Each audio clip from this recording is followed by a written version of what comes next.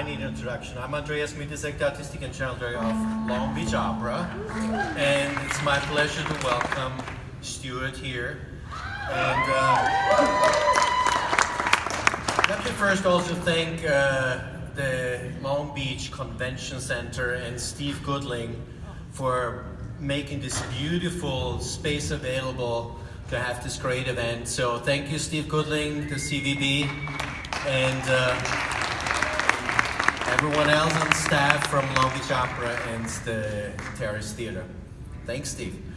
So, it's a great place for a show because you people are all beautiful, but there's this whole cityscape behind you. I know, we have a great view. Yeah, screw the cityscape. You are beautiful. So let me start with a quote. Uh-oh. So, you're amongst one of the 100 greatest drummers of all time. Woo!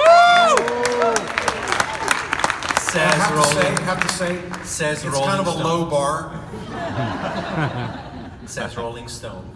And so they say it maybe Sting's melodies that have become ubiquitous, but the police sound the way they do because of Stewart Copeland's use of space, subtlety and aggression.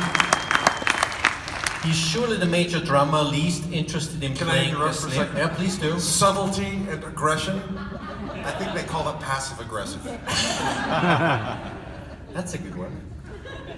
He's surely the major drummer least interested in playing the snare. Is that so? No, you're gonna hear the snare.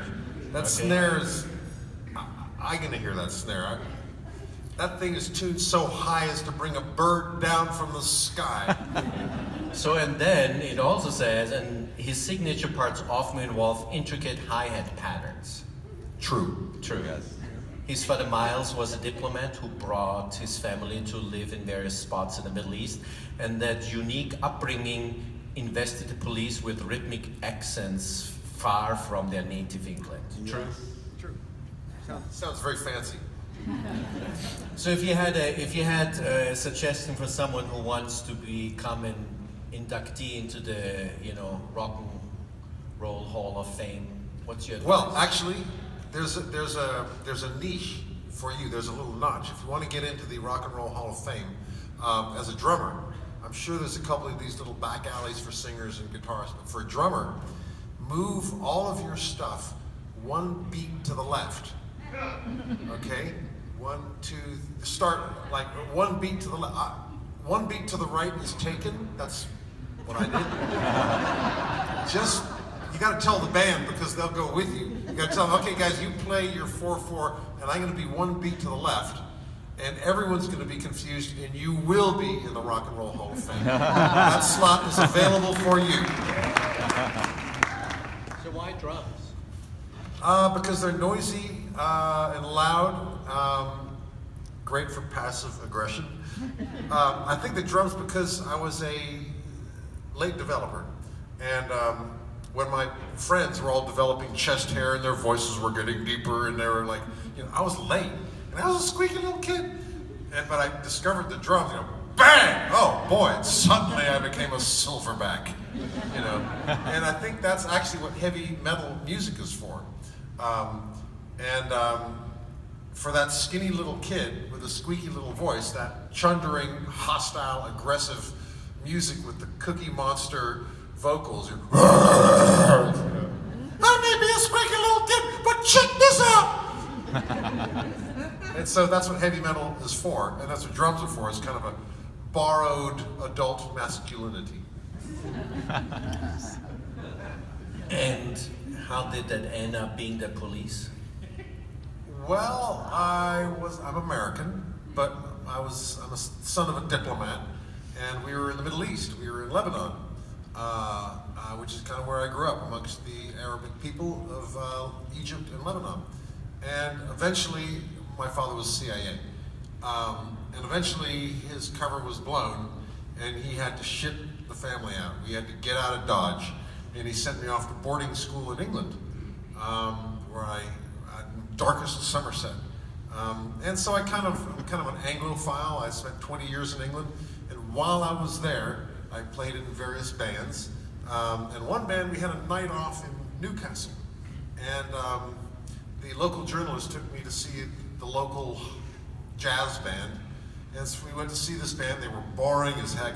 It was in a college, in the dining hall of a college, and the light show was a couple of reading lamps, you know. This band was, we can talk, right? There's nobody, you know. The band sucked, but there was a golden ray of sunshine coming down, alighting upon the magnificent brow of the bass player.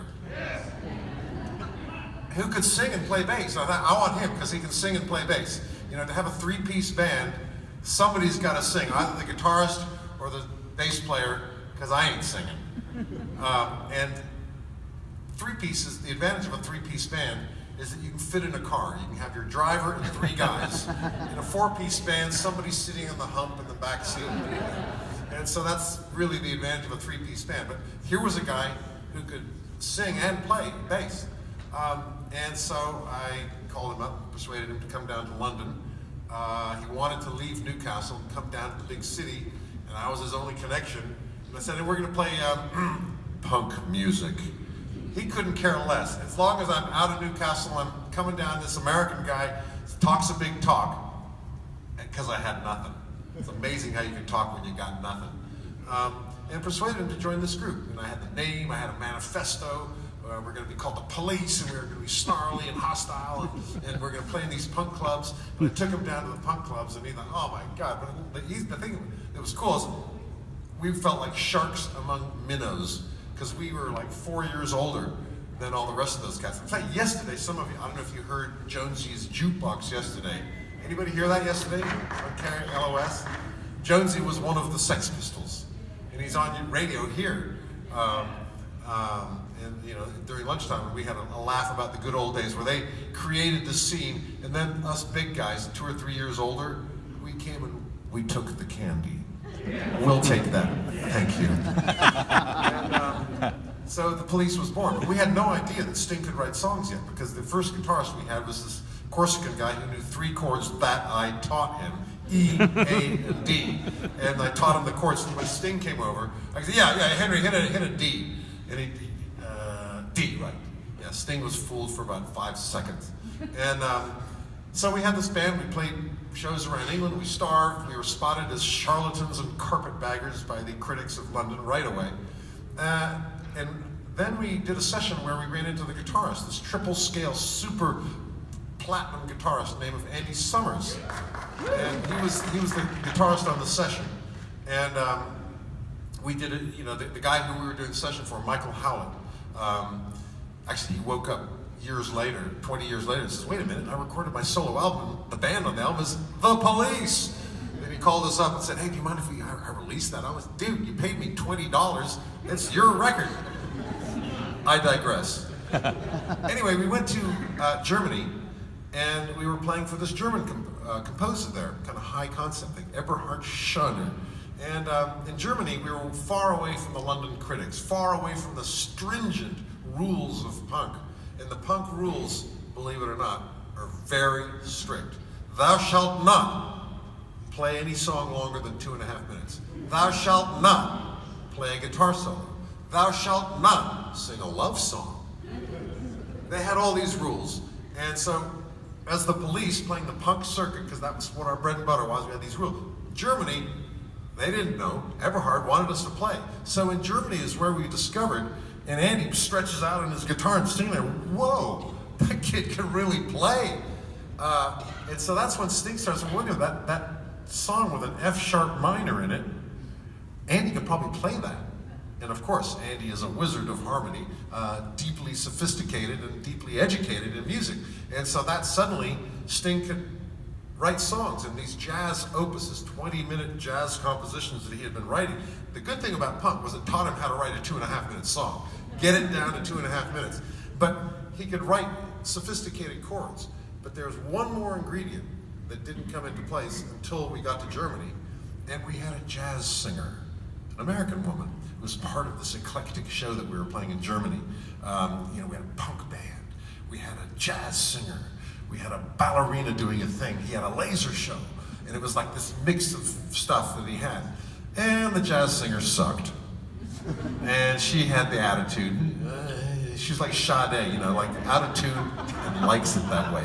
And so we didn't really have the thing very well rehearsed. At one point she did flat, you know, and she wanders off. The microphone's still there. There's a dead spot in the music. Our bass player walks up to the microphone. And out comes that sound that we are all now so familiar with. Just a keening, wailing sound that just gets your heart and breaks it and twists your sentiment in his hands up, soaring into the sky. We're in Andy at the side of the city. Fuck! We're gonna be famous. And that's how it all began. Sorry about the language, but it was a punk scene, you know what I mean? You know, you're gonna get that.